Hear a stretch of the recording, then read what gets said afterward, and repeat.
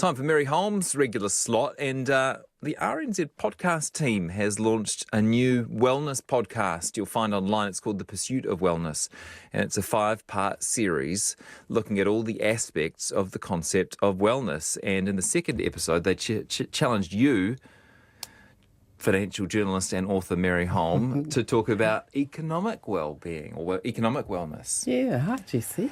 Did this take some nutting out?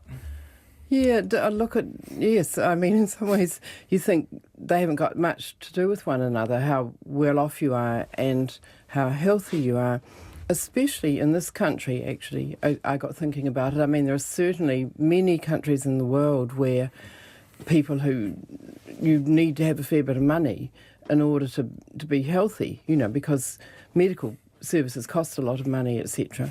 And just have enough money to have decent housing and that kind of thing. And it's interesting in New Zealand the way these days there's quite a lot of talk about how good the housing is and whether that affects your health. It's something that when I was a kid... How good it isn't, rather. When I was a kid, a cold house was... Okay, it was cold. That wasn't very nice. You put another jersey on. But no one talked about how that affected children's health in particular. But these days...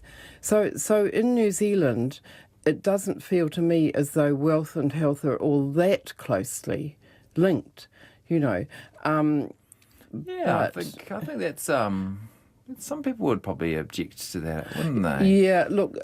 Maybe in comparison to other developed countries? Yes, that's more what I'm thinking. Look, there clearly is a correlation between wealth and health in New Zealand as well, but compared with, say, America, where I lived for quite a few years, there's definitely more likely that the wealthier people have got better health.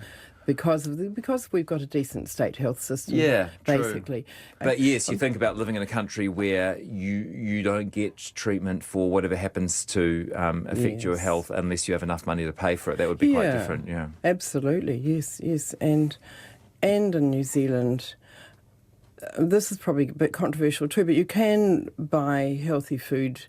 It's not terribly expensive. I know some people say, well, fruit and veggies are expensive, but if you buy what's in season, there's always some stuff all the way through. We could do a whole session on this, couldn't we? But I suppose others would say, depending on where you live in New Zealand, you might not have the same access. They've got this unhealthy food environments. But it's a very interesting topic. It is. Again, comparatively. Yes, so it's all comparative. It's very thought-provoking. The sort of first challenge that the people who assigned the story to me gave me was to kind of define economic wellness.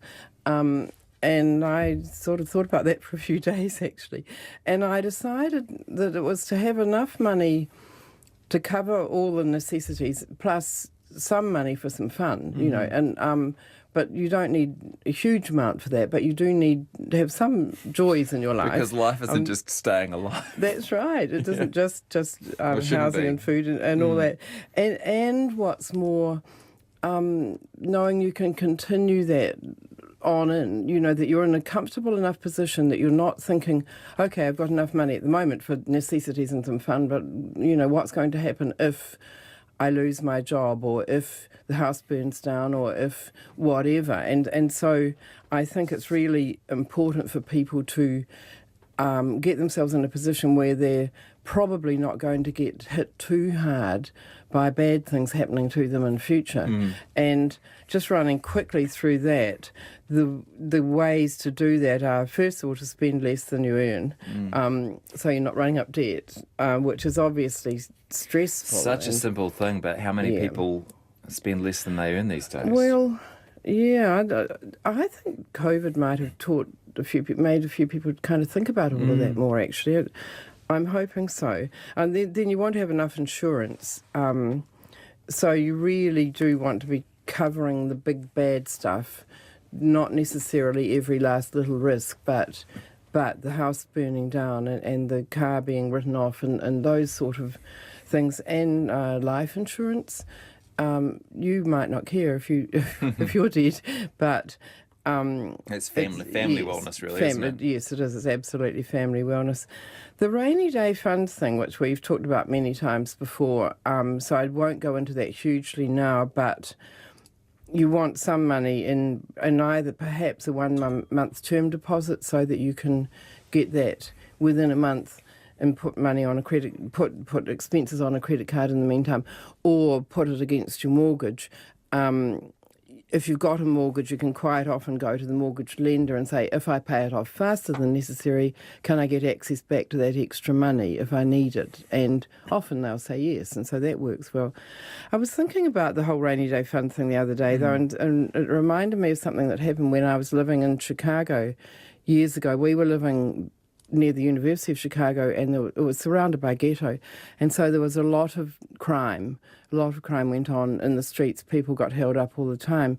And an economics professor that we knew, he had a $100 bill which he just put in his pocket, and whenever he was walking around the neighbourhood, he had $100 in his pocket, so that if he was held up, he could just hand over the $100, and then they would tend to go. You know, the evidence suggested if they got some quick money, they wouldn't bash you up, etc.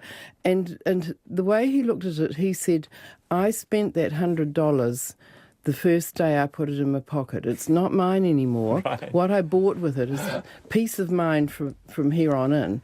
And I was thinking that's the same with the rainy day fund, actually. It's a great anecdote, by the way. You do without the money. You get your money into a rainy day fund, and that's a bit painful at the beginning. It is. You know, you've got to come up with that money from somewhere. But once you've got it there, you've actually spent it. If you think of it that way, psychologically, you've spent that money on peace of mind, and now you just get on with the rest of your life. Obviously, if you then have to raid that fund, you have to build it back up again. But if you think of it as something that you just have to be a bit hard on yourself for a little while to build up that fund, and then from then on in, you've got a lot less stress in your life for all the years to come. Probably, hopefully, you won't need it, or you won't need it often. And so it's actually quite a bargain, really, in terms of peace of mind, which is a huge factor in wellness. Maybe even earn a bit of interest on it? Well, quite, yeah. And although these days, if it's in a month term deposit, you don't earn much at all. If it's paying down your mortgage, you're earning the equivalent of mortgage interest on it, which is low these days, but still that's something. So, yeah, it's... Then, of course, you've also got to be saving enough for your retirement. We talked about that many times before, but that's also part of the kind of peace of mind and knowing that you're okay for the future. And you've either got to buy a house or save a lot of money. We've talked about that as well.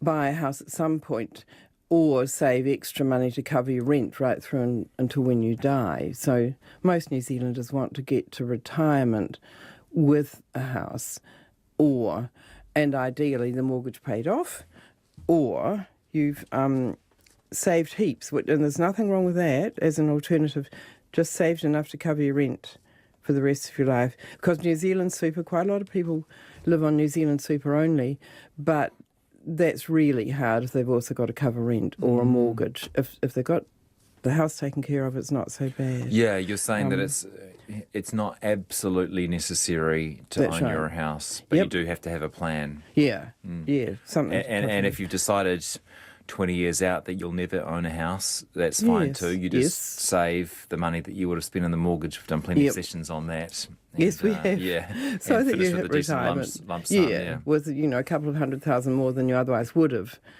to cover your rent. Yeah. So one of the questions I was asked is, will our health improve if we achieve economic stability? And look, I'm not a medical person, but it seems obvious.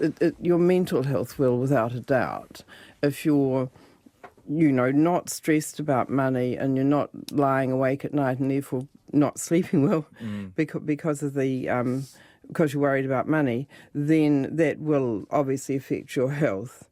And then you get into issues like health insurance. Is health insurance necessary? And, I've got quite a few friends. As people get older, the health insurance bills go up like you wouldn't believe at your age. They go up really fast, and they're a big chunk out of people's money by the time they get to mid-60s, and it gets worse and worse. And I know quite a few people who have said, look, I don't really need health insurance because the government steps in and covers us pretty well, and we've got the same specialists working for free medical care as well as paid medical care. But I also know a few people who have had bad knees and bad hips in particular. That's a classic example of a situation where if you've got the health insurance, you can get a new artificial knee or hip quite fast. If you haven't, you tend to have to wait until you're really crippled. And there's no way that people are well or happy when they can't walk around the supermarket because their knees are too sore. So personally, I think it's good to keep enough health insurance to cover surgery and stuff like that, if you possibly can. Although, it does cost a lot of money. I know that. Toby, on this connection between inequality and health, has emailed. He says, just a quick comment, I think to compare New Zealand to the US might be a little convenient, as it's one of the worst countries in the developed world in that field. Yes. As soon as you compare New Zealand to other countries, though, things begin to look a bit bleaker. Let's not forget that the country has illnesses like rheumatic fever, which are classic poverty-related illnesses and which have been eradicated even in most of the underdeveloped countries. That's interesting. Thanks. Really good point. The rheumatic fever thing is apparently quite shameful that we have it to the degree we do in New Zealand, and look, he's absolutely right. It's all relative, isn't it? Yeah, it is. It's just that I think we are lucky that people who are reasonably well off their health doesn't tend to be suffering. I mean, if you're sleeping in the streets and that, well, obviously your health's going to suffer from that. Yeah, no doubt. Yeah. Another sort of aspect of it all is exercise, of course, and which is part of health, without a doubt. And you can spend a heck of a lot on exercise.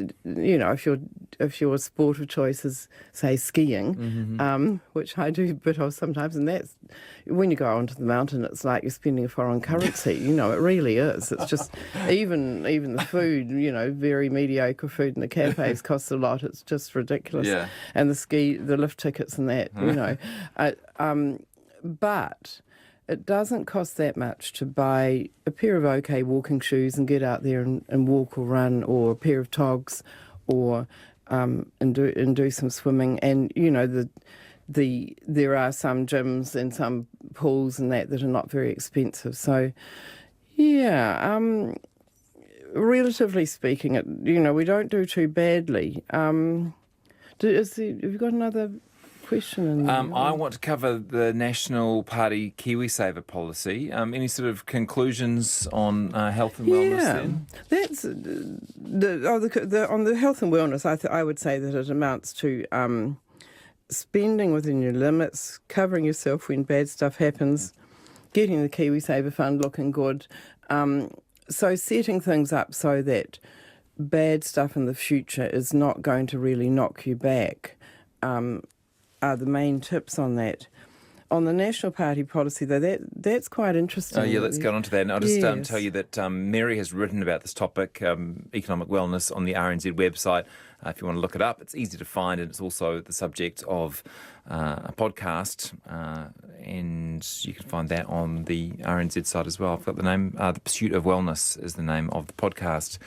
Yes, so the National Party is proposing a Business Start program that would allow people who lose their jobs to take $20,000 from their KiwiSaver accounts and receive another $10,000 in tax credits to get their own small business off the ground. It's been covered in Morning Report today. There's a bit of commentary on it, and when I heard about it, I thought, I must ask Mary. We'll see what she thinks. Yeah, well, and I've got mixed feelings about it, to be honest. I mean, I think they've thought it through quite well. For example, at the very beginning, you can get a voucher to spend $1,000 on getting advice from either an accountant or a financial advisor about whether your business idea is a goer, and I think that's smart, because we don't want all and sundry just taking money out of KiwiSaver for really silly ideas. Yeah.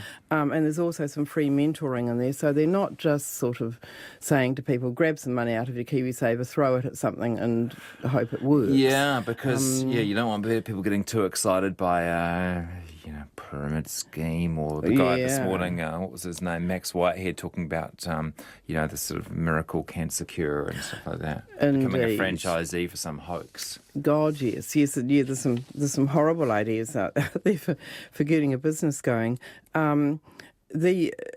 Overall, I'd say I don't like the idea, but I can see where they're coming from.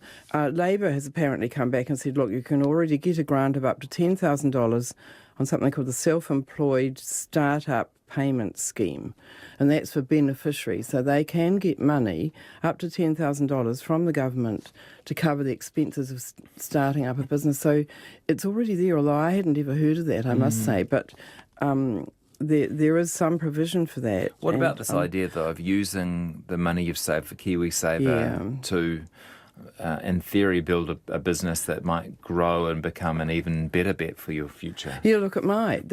It's just, even when they made provisions that you could get money out of KiwiSaver for a first home, lots of people were very unhappy about that. They said, no, look, this is just a retirement savings scheme, and we've got it. Once we start messing around with it too much, people are just not going to get to retirement with much money. I think with the first home, it's okay, because as I was saying 10 minutes ago, most people want to get to retirement with a home and some savings. And so taking some money out of the retirement scheme to get going into the home market is consistent with that, really. But starting up a business is much, much riskier than putting some money into a first home. For most people, that ends up being, vast majority of the time, economically quite a wise thing to do. Business startups, every now and then you see the data on what the percentage of them that succeed, and it's low. It's way, way less than half of. It's something like only 20% or something like that of new businesses really go well. National is suggesting that people, test it first with an accountant or an advisor and get some mentoring in that, and that will all help. But it is quite risky. So the idea that people are going to take a chunk out of their KiwiSaver and lose it, quite often is. And one of the new KiwiSaver providers called Kura, actually, the guy who runs that made a good point that if someone at 40 years old is taking 20,000 out, that might amount to about 65 or 70,000 less at retirement, because that money's come out and so it's not in there earning compounding returns in the meantime. So, in the end, I prefer the idea that the Commission for Financial Capability has put before the government, which is where you have this little sidecar for rainy day money, extra to KiwiSaver. So instead of putting 3% in KiwiSaver, the idea would be people would put 4% in, and that 1% would go to build up a little side savings account up to $3,000. And once it gets to $3,000, then the extra money can just go into their KiwiSaver fund. And the idea of this was that everyone would be opted into it, and you could pull out if you wanted to. But if you didn't pull out, you'd have that little $3,000 building up. And I think we could say people could build it up to $10,000 or $20,000 if they want to. As long as it's money that wasn't before going into KiwiSaver. So you're still putting your 3% in KiwiSaver, you're putting an extra 1% into developing this little side account that you could use to start Let's do business. extra saving rather than find new ways to spend the one form of saving that we've sort of got the hang of. Okay. So overall, I think no, but I think there's something to be said for their idea, and I think people who are just saying that's ridiculous are not fair. That's not fair. Hey, thank you so much for coming in. Pleasure, Jesse. Mary Holm, who has covered all sorts of topics in this slot over the years. She's a personal finance expert, and if you've got a particular issue that you're thinking about when it comes to your money at the moment, if you search our website, or in fact Mary's website, you'll find previous columns and interviews with her, and hopefully you can find the answers to your questions.